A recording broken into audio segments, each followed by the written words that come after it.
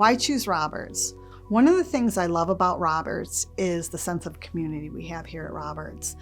In our program, specifically at the BSW program, we know our students by name. We get to know them during their course of study.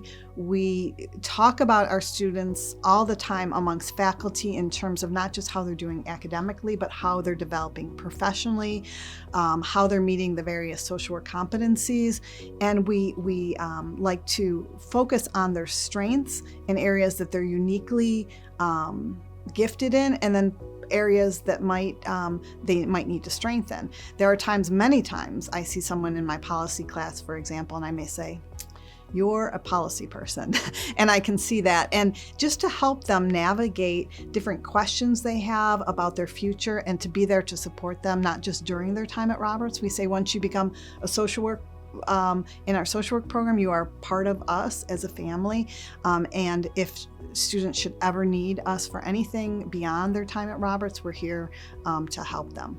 A few of the classes that are my favorite to teach are classes that are considered to be macro practice in social work. And so I do teach policy classes, social policy classes that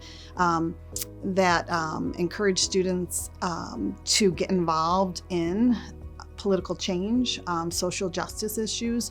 And I like that because I find that a lot of people are passionate about things going on in society, social justice issues. There's a lot going on.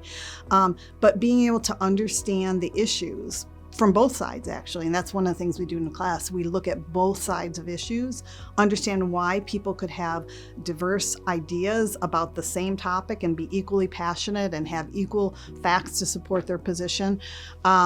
I love doing that with students, but not just understanding that, but then also understanding how to advocate effectively for change that is that they find to be socially just. The second class I really love is it's unique to Roberts. It's a class called Social Work and Spirituality, and it's unique in the sense that you don't really get a class on that. I haven't found many institutions that teach that. It is a required class for our social work students, and the reason is because we really believe that students are psychosocial, biological, spiritual beings, and we say that in social work, and we focus on the psychosocial, biological factors, but rarely do we give attention to the spiritual element. And so in this class, you really learn to integrate your own spirituality into practice in a way that's functional, but you also learn how to be spiritually sensitive and how to engage with people who come from maybe different perspectives than yourself. And it's one of the only times, it's a really hard thing to navigate for social workers, but we take the view that we are spiritual beings and that spirituality is such a resource in helping people come to their full potential. And so if social workers can learn to do that for themselves, they can actually help others utilize their spirituality in a way that's healing and leads to wholeness. My observation of Roberts students is, in my experience, that my students are very curious about things going on in the world. I know we all are trying to grapple with events going on in the world, and my students, when we dive into topics, are very, they're awakened to ideas maybe that they haven't considered before, and they become very engaged in the material. In my policy classes, that's definitely the case. I teach a class that talks about different political ideologies, and just understanding various perspectives tends to be pretty eye-opening for students.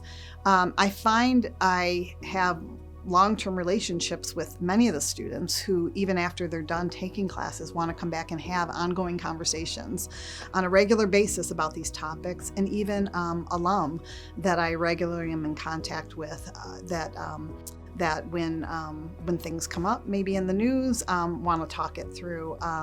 One of the things that my students have enjoyed is coming. I would invite them to my house for the State of the Union addresses, so we can dissect what's going on. I also have a election party where students come and they fill out an election parley on the different states, predicting are they going to go red or blue or things like that. And it really is a fun way to engage students in maybe areas that they initially didn't think they would be interested in.